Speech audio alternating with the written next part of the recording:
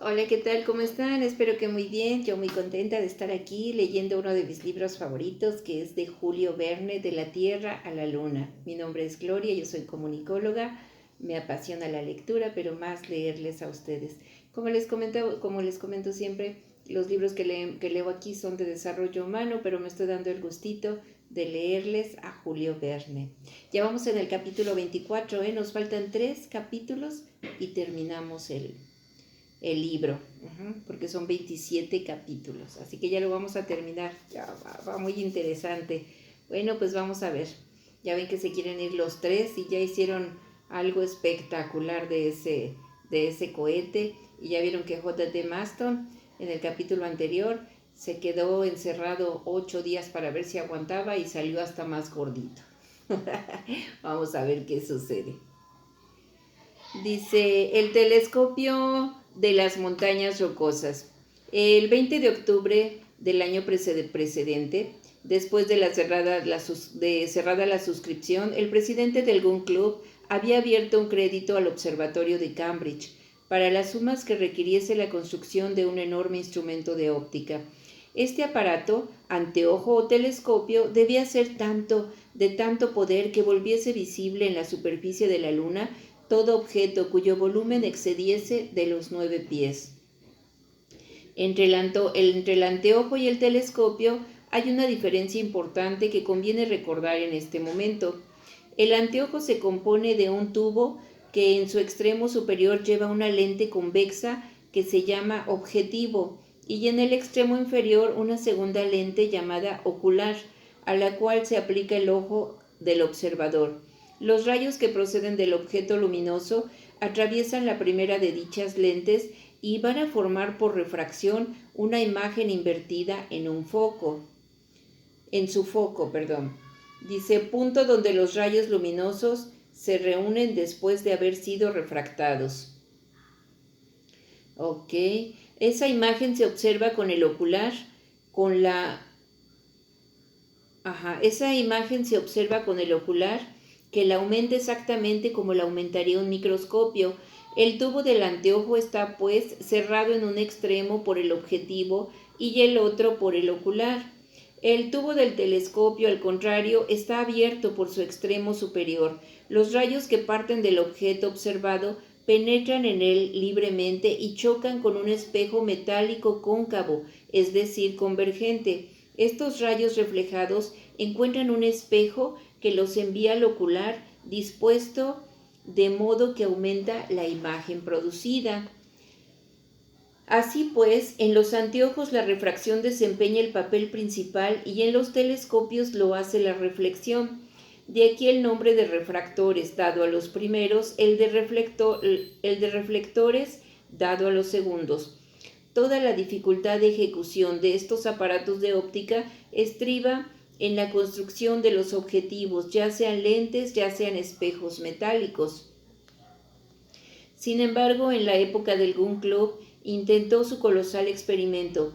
Estos instrumentos se hallaban muy perfeccionados y daban resultados magníficos. Estaba ya lejos aquel tiempo en que Galileo observó los astros con su pobre anteojo, que no aumentaba las imágenes más que a 7 veces su propio tamaño. Ya en el siglo XVI, los aparatos de óptica se ensancharon y prolongaron de una manera considerable y permitieron penetrar en los espacios planetarios a una profundidad hasta entonces desconocida. Entre los instrumentos refractores que funcionaban en aquella época se citan el anteojo del observatorio de Poltava, en Rusia, cuyo objetivo era de 15 pulgadas, 38 centímetros de ancho, y el anteojo del óptico francés Lerebous, provisto de un objetivo igual al precedente, y en fin, el anteojo del observatorio de Cambridge, dotado de un objetivo que tiene 19 pulgadas de diámetro, 48 centímetros.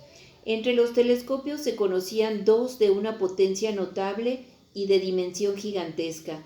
El primero, construido por Herschel, era de una longitud de 36 pies y poseía un espejo que tenía 4 pies y medio de ancho, permitiendo obtener aumentos de 6.000 veces. El segundo se levantaba en Irlanda, en Bircaster, en el parque de Parsonstown, y pertenecía a Lord Rosse. La longitud de su tubo era de 48 pies y de 6 pies, unos 60 metros. Su anchura y agrandaba los objetivos 6.400 veces, habiendo sido preciso levantar una inmensa construcción de cal y canto para disponer los aparatos que requería la maniobra del instrumento, el cual pesaba 28.000 libras. Pero, como se ve, a pesar de tan colosales dimensiones, los aumentos obtenidos no pasaban en números redondos de 6.000 pies, pero 6.000 pies aumentos obtenidos, pero 6.000 pies aumentos no aproximan la luna más que a 39 millas y solo dejan percibir los objetos que tienen un diámetro de 60 pies, a no ser que estos objetos sean muy prolongados. Ahora se trataba de un proyectil de 9 pies de ancho y 15 de largo, por lo que era menester acercar por lo menos la luna a la distancia de 5 millas y producir al efecto un aumento de 48.000 veces. Tal era la cuestión que tenía que resolver el observatorio de Cambridge, el cual no debía detenerse por ninguna dificultad económica, y por consiguiente solo había que pensar en allanar las materiales. En primer lugar, fue preciso optar entre los telescopios y los anteojos. Estos tienen ventajas sobre los telescopios. En igualdad de objetivos, permiten obtener aumentos más considerables, porque los rayos luminosos que atraviesan las lentes pierden menos por la absorción que por la reflexión en el espejo metálico de los telescopios, pero el grueso que se puede dar a un lente es limitado, porque, siendo mucho, no deja pasar los rayos luminosos. Además, la construcción de tan enormes lentes es excesivamente difícil y se cuenta por años el tiempo considerable que exige. Pero, aunque las imágenes se presentan más claras en los anteojos, ventaja inapreciable, cuando se trata de observar la luna, cuya luz es simplemente reflejada, se resolvió emplear el telescopio, que es de una ejecución más pronta y permite obtener mayor aumento. Solo que como los rayos luminosos pierden una gran parte de su intensidad atravesando la atmósfera, el Gun Club determinó colocar el instrumento en una de las más elevadas montañas de la Unión, lo que había de disminuir la densidad de las capas aéreas. En los telescopios, como hemos visto, el ocular, es decir, la lente, colocada en el ojo del observador, produce el aumento, y el objetivo que consiente los aumentos más considerables es aquel cuyo diámetro es mayor, así como también la distancia focal. Para agrandar 48.000 veces es preciso era exceder singularmente en magnitud los objetivos de Herschel y de Lord Rosse. En esto consistía la dificultad, porque la fundición de los espejos es una operación sumamente delicada. Afortunadamente, algunos años antes, un sabio del Instituto de Francia, Léon Foucault, había inventado un procedimiento que hacía muy fácil y muy pronta la pulimentación de los objetivos, reemplazando el espejo metálico con espejos plateados. Basta fundir un pedazo de vidrio del tamaño que se quiera y materializarlo enseguida con una sal de plata, y este procedimiento, cuyos resultados son excelentes, fue adoptado para la fabricación del objetivo. Además, se les dispuso según el método ideado por Herschel para sus telescopios. En el gran aparato del astrónomo Slough, la imagen de los objetos reflejada por el espejo inclinado hacia el fondo del tubo venía a presentarse en el otro extremo en que se hallaba situado el ocular. De esta manera, el observador, en lugar de colocarse en la parte inferior del tubo, subía a la superior, y allí, armado de su carta, abismaba su mirada en el enorme cilindro. Esta combinación tiene la ventaja de suprimir el pequeño espejo destinado a volver a enviar la imagen al ocular. La imagen, en lugar de dos reflexiones, no sufre más que una. Hay, por consiguiente, un número menor de rayos luminosos extinguidos, por lo que la imagen aparece menos debilitada y se obtiene mayor claridad, que era una ventaja preciosa en la observación que debía hacerse. Tomadas estas resoluciones, empezaron los trabajos. Según los cálculos en la dirección del Observatorio de Cambridge, el tubo del nuevo reflector debía tener 280 pies de longitud y un espejo de 16 pies de diámetro.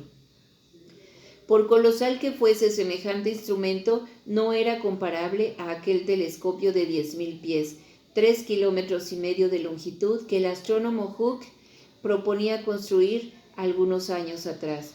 A pesar de todo, la colocación del aparato presentaba grandes dificultades. En cuanto a la cuestión del sitio, quedó muy pronto resuelta. Tratábase de escoger una montaña alta, y las montañas altas no son numerosas en los Estados Unidos. En efecto, el sistema orográfico de este gran país se reduce a dos cordilleras de una mediana altura, entre las cuales corre el magnífico Mississippi, que los americanos llamarían el rey de los ríos si admitiesen un rey cualquiera. A este se le levanta los Apalaches, cuya cima más elevada en New Hampshire no pasa de 5.600 pies, lo que es muy modesto. Al oeste, al contrario, se encuentran las montañas rocosas, inmensa cordillera que empieza en el estrecho de Magallanes, sigue la costa occidental de América del Sur bajo el nombre de Andes o Cordilleras, salva el Istmo de Panamá y corre atravesando la América del Norte hasta las playas del mar polar. Estas montañas no son muy elevadas. Los Alpes o el Himalaya o las Miriam, con el más soberano desdén desde lo alto de su estatura.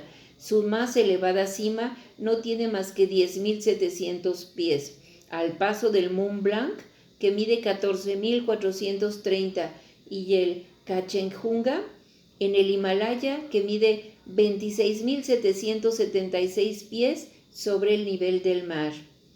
Pero como el Gun Club estaba empeñado en que el telescopio, lo mismo que en el Columbia, se colocase en los Estados Unidos de la Unión, fue preciso contentarse con las montañas rocosas y todo el material necesario se dirigió a la cima de Long's Peak, en el territorio de Missouri. La pluma y la palabra no podrían expresar las dificultades de todo género que los ingenieros americanos tuvieron que vencer y los prodigios que hicieron de habilidad y audacia.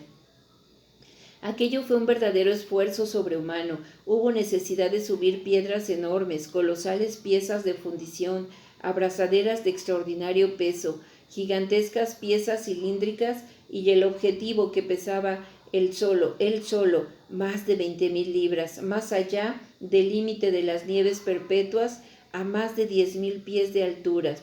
Después de haber atravesado praderas desiertas, bosques impenetrables, torrentes espantosos, lejos de todos los centros de población, en medio de regiones salvajes en que cada pormenor de la existencia se convierte en un problema casi insoluble, y el genio de los americanos triunfó, que de tantos y tan inmensos obstáculos, menos de un año después de haberse principiado los trabajos, en los últimos días del mes de septiembre, el gigantesco reflector levantaba en el aire un tubo de 380 pies.